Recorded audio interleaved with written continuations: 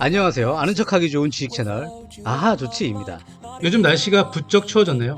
이런 겨울하면 생각나는 음식 중에 많은 분들께서 귤을 생각하실 텐데요. 귤에 많이 함유되어 있다는 비타민C. 그럼 비타민은 언제부터 우리 생활에 함께하게 되었을까요? 이번 시간에는 비타민의 발견부터 종류와 효능에 이르기까지 알아볼 텐데요. 몸에 좋다는 비타민. 알고 먹으면 좋겠죠? 그럼 시작합니다. 잘 알다시피 비타민은 신체 필수 3대 영양소인 탄수화물, 단백질, 지방과 같지는 않지만 현대에 이르러 네 번째 필수 영양소라 불리울 만큼 우리 몸의 정상적인 기능 유지에 꼭 필요한 유기화합물입니다. 비타민은 적은 양으로 신체 주요 기능 조절에 관여한다는 면에서 호르몬과 비슷한 점이 많지만 호르몬은 신체의 내분비 계열 기관에서 합성되는 데 반해 비타민은 신체에서 합성되지 않고 외적인 방법으로 공급되어야 한다는 점이 가장 큰 차이점입니다. 비타민은 지방에 녹는 특징을 가진 비타민 A, D, E, K 등 지용성 비타민 4종과 물에 녹는 특징을 가진 비타민 B 복합체 8종, 비타민 C 등 총 9가지 수용성 비타민으로 구분됩니다. 지용성 비타민의 경우 체내에 축적되어 과잉 섭취 시 부작용이 발생할 수 있으니 주의가 필요하지만 수용성 비타민은 신체에 축적되지 않고 땀이나 소변 등으로 배출되어 큰 부작용이 나타나는 경우가 드물기도 합니다. 1492년 콜럼버스가 미 대륙을 발견한 이후 대항해 시대가 도래하여 유럽에 큰 풍요를 안겨주었으나 태평양과 대서양을 건너 항해를 하는 선원들은 잇몸부터 시작하여 전신에 혈관 이상이 초래되는 괴혈병이나 온몸의 근육이 마르며 뒤틀리는 각기병 등의 증상으로 항해 중에 죽는 선원들이 많아지며 그 원인과 해결 방법에 대한 관심이 크게 늘게 되었습니다. 이런 문제에 처음 의미 있는 발견을 한 사람은 18세기 영국 해군 군의관 린드로.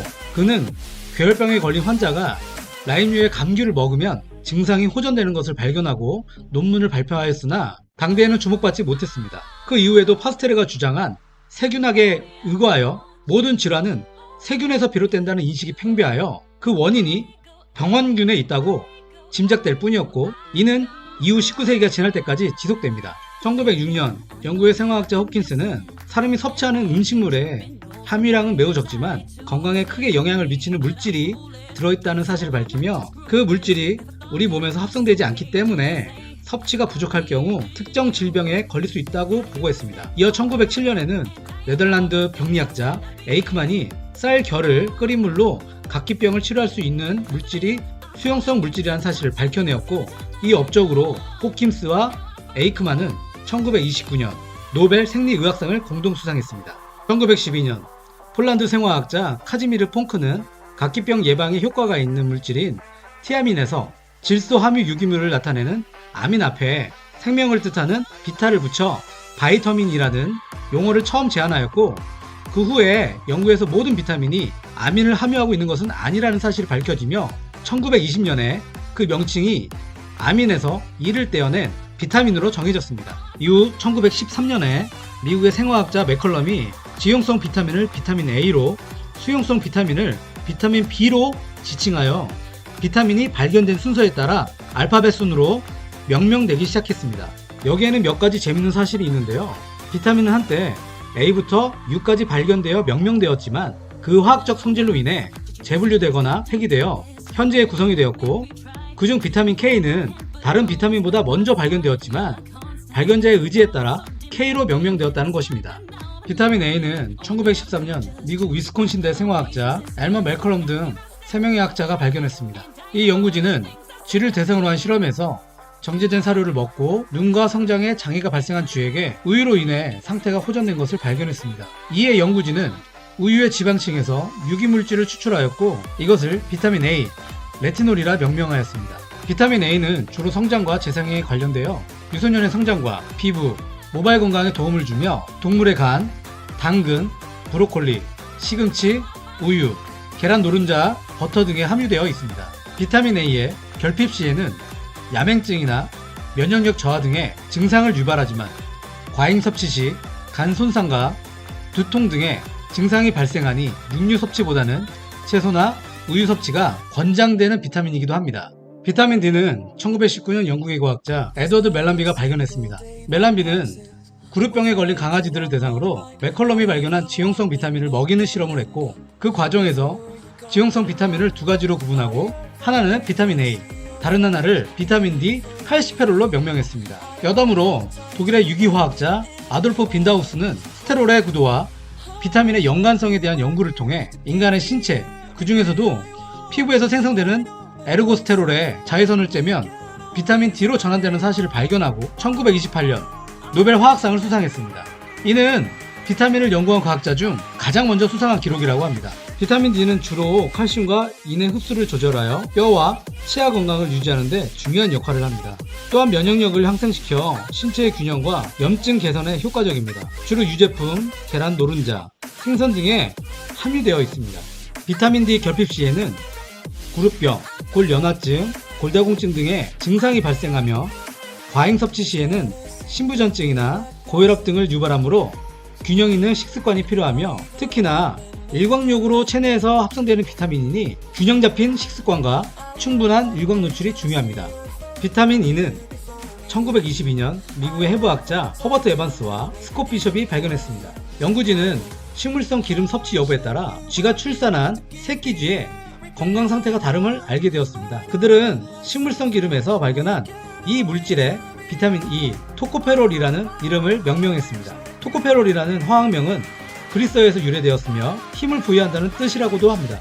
비타민 E는 대표적인 황산화 물질 중 하나로 인간의 신체를 각종 독소로부터 보호하며 세포 노화를 완화시킵니다. 이를 활용하기 위한 연구가 활발한 비타민으로 최근에는 비타민 E의 효과를 이용한 심혈관 질환 치료 및 피부 재생 등에도 일부 사용되고 있습니다. 주로 견과류, 현미 등의 식물성 기름과 토마토, 감귤 등에 함유되어 있습니다. 비타민 E 결핍 시에는 세포 노화, 불임, 생식 기능 저하 등의 증상이 발생하며 과잉 섭취 시에는 설사, 두통 등의 증상을 유발합니다. 비타민 K는 1929년 덴마크의 생화학자 헨리크 담과 미국의 생화학자 에드워드 도이지가 발견했습니다. 담은 닭의 콜레스테롤 합성 과정을 연구하던 중 합성 사료를 먹인 닭의 피하질이나 근육에서 출혈이 생기는 현상을 관찰하다가 특정 닭의 혈액 응고가 느려지는 것을 발견했습니다. 괴혈병으로 판단하고 비타민C를 이용했으나 효과가 없자 새로운 물질이 이에 관계되었다고 판단하고 삼나무 씨앗에서 이 현상에 효과가 있는 물질을 발견하고 응고라는 뜻을 가진 덴마크어의 첫 글자를 따 비타민 K, 필로키논, 메나키론이라고 이름을 지었습니다. 담과 도이지는 비타민 K를 발견한 공로로 1943년 노벨 생리학상을 수상했습니다. 비타민 K는 혈액 응고와 뼈 건강, 심장 질환에도 영향을 끼칩니다. 최근에는 노년층의 운동 능력 증진 및 노화 방지에 이용하려는 연구와 노력이 지속되고 있습니다. 식물성 식품과 동물성 식품에 모두 들어있으며 주로 브로콜리, 시금치, 양배추, 케일, 달걀 노른자, 소고기, 치즈 등이 있습니다. 비타민 K 결핍 시에는 혈액 응고 지연, 심혈관 질환 발생 위험이 증가하고 과잉 섭취 시에는 현재 보고된 큰 위험은 없으나 위의 사례들과 같이 적절한 식이요법은 꼭 필요할 것으로 생각됩니다. 비타민 B는 가장 먼저 발견된 물질이나 수용성과 지용성 비타민이 구분되면서 티아민이 되었습니다. 앞서 말씀드렸듯이 홉킨스와 에이크만의 연구로 발견되었습니다.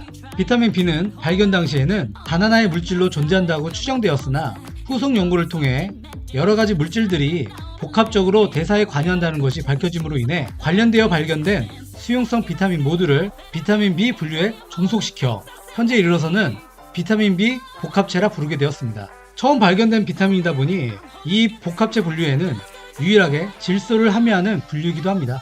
비타민의 어원이 된 아민이 질소 함유 유기물이라는 뜻을 생각해보면 적절한 분류이기도 합니다. 비타민 B는 신진대사 기능, 피부, 근육 조직, 면역체계, 신경, 세포 등의 유지 및 성장에 영향을 줍니다. 정확하게는 8가지의 비타민으로 이루어진 복합체이기 때문에 각각의 화학적 명칭과 기능 및 효과가 다르지만 현실적으로 비타민 B를 섭취한다고 하면 이 복합체 모두를 통칭하는 것으로 생각하셔도 크게 다르지는 않습니다. 비타민 B는 비타민 C와 함께 우리가 흔히 마시는 피로회복제 및 에너지 드링크류에 거의 모두 들어가 있는 우리 생활과 매우 가까운 비타민이지만 수용성 비타민이라 과잉 섭취 시에는 중독 현상이 발생할 수도 있으니 적절한 섭취를 권해드립니다. 최근에는 비타민 B의 9번째인 엽산이 높은 빈혈 개선 효과로 인해 임산부들의 필수 영양소로 쓰이고 있으며 그 이외에도 다양한 연구가 진행되고 있습니다. 비타민 C는 1907년 노르웨이 위생학자 홀스트와 프로리이의 실험에서 발견되었습니다. 홀스트와 프로리이는 괴혈병에 걸린 기니피크를 치료하는 것에 있어 녹색 채소가 매우 효과적임을 발견했습니다. 하지만 이름을 지을 때에는 비타민 A를 발견한 맥컬럼이 이미 비타민 A와 B를 구분해 명명해 놓은 상태였는데요. 이에 영국의 생화학자 잭 드러먼드가 이 괴혈병 치료 물질을 비타민 C라고 명명했습니다. 이후 1937년 영국의 월터 노먼 호이스가 최초로 화학 구조를 규명하여 노벨 화학상을 수상했으며 같은 해 미국 생화학자 센트 제러지는 생물학적 연소 과정과 관련된 비타민 C의 발견으로 노벨 생리의학상을 받았습니다. 우리와 가장 가까운 비타민인 비타민 C는 특유의 시큼한 신맛으로 대표되며 피로회복과 피부 미용에 효과가 큰 것으로 유명해졌습니다. 실제로 비타민 C는 매우 강력한 황산화 기능을 가지고 있으며 면역체계 강화, 콜라겐 생산 촉진, 철분 흡수 증가, 심혈관 질환 예방, 만성질환 위험 감소, 눈 건강 등 다양한 역할을 수행했습니다. 비타민 C는 주로 오렌지, 토마토 등의 과일류와 감자, 브로콜리 등의 채소류에 많이 함유되어 있습니다. 한국인의 경우 피로회복제나 에너지 드링크로도 많이 섭취하기 때문에 결핍에서 오는 괴혈병 증상은 매우 드물지만 오히려 과잉 섭취로 인한 복통, 변비, 알레르기 반응 등과 같은 부작용을 일으킬 수 있으니 일일 권장량을 확인하고 초과하지 않도록 주의하는 것이 좋습니다. 특히 임산부의 경우에는 그 섭취를 제한하는 경우도 있습니다. 자, 여기까지 비타민에 관련된 내용들을 간략하게 정리해봤습니다. 20세기 초에는 비타민이 매우 신비한 물질로 취급되어 수많은 연구가 이루어졌고 의료 전반에 혁명적인 역할을 할 것으로 기대했다고 합니다. 물론 기대한 만큼의 성과는 없었을지라도 인류 발전에 큰 영향을 끼친 점은 무시할 수 없겠습니다. 시청하시는 모든 분들께서도 균형 잡힌 식습관으로 건강하고 행복한 삶 영위하시기 바라겠습니다. 저희 하하 주치 채널도 여러분들께 비타민 같은 존재가 되도록 노력하겠습니다. 참, 영상이 여러분의 아는 척에 도움이 되셨다면 좋아요와 구독 부탁드립니다. 감사합니다.